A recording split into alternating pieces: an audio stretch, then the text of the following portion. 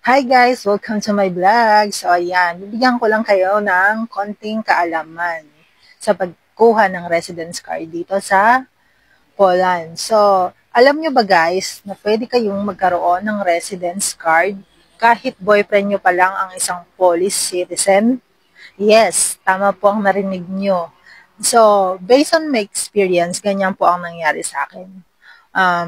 Nagka-residence card po ako kahit boyfriend ko pa lang si Josawa dati.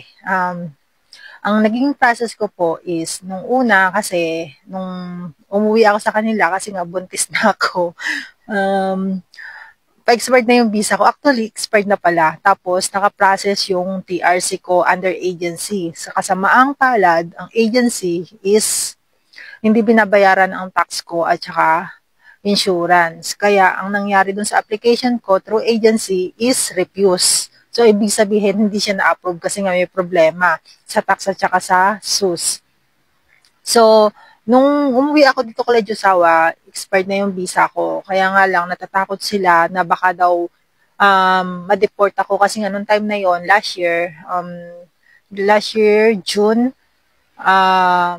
mahigpit na dito sa Poland. So, ang ginawa nila is, parang inadapt ako ni Mamu. Si Mama, Mama ni Josawa. Ang ginawa nila is, nagkaroon ako ng temporary residence under kay Mamu. So, ang galing, diba? Hindi ko rin sukat akalain na ganun yung gagawin nila sa akin kasi hindi rin naman ako nagde-demand sa kanila or kahit ano, wala akong hinihingi na anong bagay sa kanila. Kasi sa totoo lang, guys, yung pagbubuntis ko kay baby is okay lang na hindi ako panagutan ni Josawa. Yun ang sabi ko sa kanya. Kasi nga, ang gusto ko lang naman talaga sa buhay is magkaanak. Kasi parang napagod na ako sa pakikipagrelasyon. Tapos, sa huli, lolokohin ka lang. Diyos, may hugot. Pero yun guys, naranasan ko yun sa mga Pilipino kong naging ex. So, shout out sa'yo sa naging ex ko ng matagal na almost 10 years. Joke. So, ayun guys, balik tayo dun sa topic. So, si Mamu ang naging temporary sponsor ko nung umuwi ako dito kasi nga si Josawa is sa Netherlands naka-base.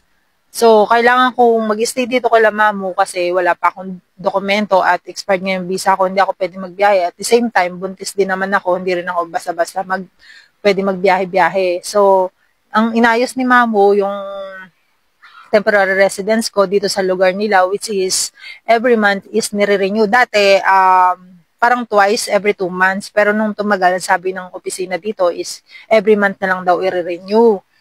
So, after nun, umabot din siguro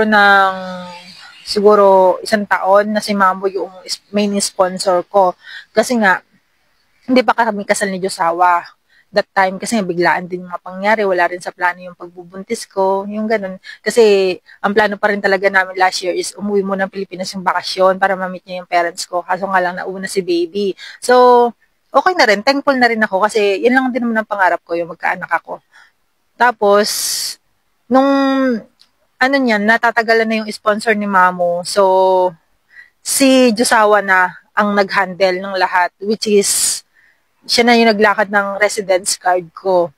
Alam nyo ba guys, yung residence card ko is hindi rin ganun kadali ang naging proseso. Gawa na nagka-problema nga sa dati kong agency na hindi nila binayaran yung tax ko at saka yung insurance ko nung nagtatrabaho ako sa kanila. Ngayon, yung gobyerno ng Poland is kailangan nila as ipa-cancel muna sa agency yung registration ko sa insurance dito sa government nila para i-approve nila ako. Kaso nga lang, nahirapan talaga kami guys kasi nga yung agency hindi na namin mahanap at hindi na rin makontak. So, ang ginawa namin ni Josawa, alam nyo ba guys, kahit masama yung pakaramdam ko kasi maselo na ako magbuntis, hinanting talaga namin kung saan yung mga address ng opisina ng dati kong agency, which is hindi naman namin nakita. Kumbaga, yung address na pinuntahan namin is vacant na. So, dalawang attempting kami kahanap, bali siguro yung naabot kami ng whole day, nahanap namin yung place sa Warsaw kasi medyo malayo yun sa amin, nasa 2 hours ang biyahe or 1.5 ganyan. So, dalawang beses kami nag-attempt na hanapin yung opisina ng agency which is hindi namin nakita. Ngayon, nawawalan na kami ng pag-asa ni Josawa. Hindi namin alam kung paano namin pakakancel yung registration na yun para ma-approve ako sa insurance dito ng government ng Poland. So, ang ginawa namin guys, ang ginawa ni Josawa is tumawag ulit siya sa office dito sa Bewardship na malapit sa amin. Ang sinabi niya na hindi na nga namin mahanap yung agency. Ngayon, buti ang sinabi ng Bewardship na malapit sa amin, Bewardship kasi parang ang hirap bigkasin, parang ganun. Bewardship. Ilagay ko na lang yung right word. So, yung sabi ng opisina is picturean daw namin yung office na talagang wala na doon para proof daw. So, ayun, pinicturean namin yung Josawa. Alam nyo ba guys, nung pagbalik namin sa opisina Bewardship kung saan nagpa-process yung yung residence card ko, in-approve nila guys. Alam nyo ba? Pero hindi ganun kadali yung ginawang perwisyo sa akin ng agency. Kaya kayo guys, kapag nagtrabaho kayo dito, within 3 months, mag-usisa na kayo kung may bayad ba ang tax nyo at insurance nyo. Kasi sa totoo lang mauutak ang mga agency dito. Tsaka thankful na rin ako kay Josawa is napaka-supportive niya. Ginawa niya talagang lahat para maging legal ako dito sa Poland. Kaya guys, kayo kung magkakaroon kayo ng karelasyong police dito, piliin niyo yung talagang aasikasuhin ng lahat para sa inyo kahit hindi pa kayo kasal. Kasi ang dami pa naming dapat asikasuhin dokumento bago kami ikasal. So nawalan kami ng time kasi nga buntis ako, marami kaming dapat asikasuhin sa insurance ko, yung pagpapanganak ko, yung sa ospital. So hindi na namin inuna yung sa pagpapakasal, which is madali na lang naman na yun. Hindi ko rin sukat akalain na magkakaroon ako ng residence card under kay Josawa na hindi pa kami kasal. Hindi ko rin na-expect yun guys. Pero ang laking pasalamat ko na na-approve siya.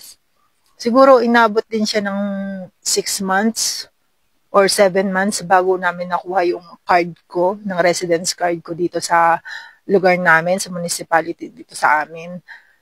Sa totoo lang guys, hindi ko rin ina-expect yung mga mangyayari sa buhay ko dito sa Poland, which is, hindi ko alam akala ko magtatrabaho lang talaga ako dito. Hindi ko alam na dito pala ako magiging stable, magkakaroon ng pamilya, which is napaka-thankful ko sa pamilyang inabutan ko dito. Si Josawa, yung mga kapatid niya, yung mga magulang niya, lahat, hindi kami pinababayaan, lalo na si baby. At saka, ang sabi nila kapag may apam daw, mahirap ang buhay, gagawin ka daw katulong. Hindi yun totoo guys. Depende pa rin yan sa tao, promise. Ako masasabi ko, napakaswerte ko sa pamilya ko dito sa Poland. Kaya kapag kayo nagka-jowa, nagka-boyfriend, pwede kayong maging residents dito under him. Kung yun is lalakarin nyo or ipaprocess niya. Depende, syempre, sa pag-uusap nyo yan. Kasi, meron din kasi akong kaibigan na may boyfriend siya, which is, walang inaasikaso kahit ano sa kanya. Pero, depende siguro yun sa lalaki. Kaya, sana guys, kung kayo magkaka-boyfriend dito ng apa, shout out sa mga single dyan or mga anal dyan, piliin nyo yung police na aasikasuhin ng lahat para sa inyo. Tsaka yung mga hiwalay, magpa-annulled muna kayo para makasal kayo. Kasi it doesn't matter naman kung meron kayong pass sa dati nyong asawa. Importante annulled kayo para makapagpakasal kayo. Mas okay yon. Kasi ano din ang conservative din ng mga police. Kaya mahalaga din sa kanila yung mga ganyan. So, yung mga single dyan, nakapa ko, pagkakataon nyo na, nandito pala yung forever nyo, malay nyo. Kasi ako, hindi ko na-expect na nandito pala yung forever ko. Grabe, dilubyo ang naging relasyon ko sa mga Pilipino. Kaya, huwag nyo tanongin, bakit apam? Apam is the best for me. Ewan ko lang sa iba. Sa sinasabi naman ng iba, nakaahon na naman kahirapan. Hoy, tumigil kayo dyan! Sanay ako magtrabaho noon pa man. At saka, hindi ako yung palahingi. Yun ang iniiwasan ko kasi alam ko rin naman yung kung paano naghihirapan ng pera. Kahit sabihin na natin na kailangan ng pamilya ko, hindi naman ako, abusada. So, ayun lang guys. Kung kayo magkakajowa dito, pwede kayong ma-residence dito sa Poland. So, congratulations guys kung sino man yung mga may boyfriend police dyan. Alam na this. magkaka-residence card kayo as long na okay ang magiging relasyon nyo dito sa Poland. So, ayun lang guys. Thank you for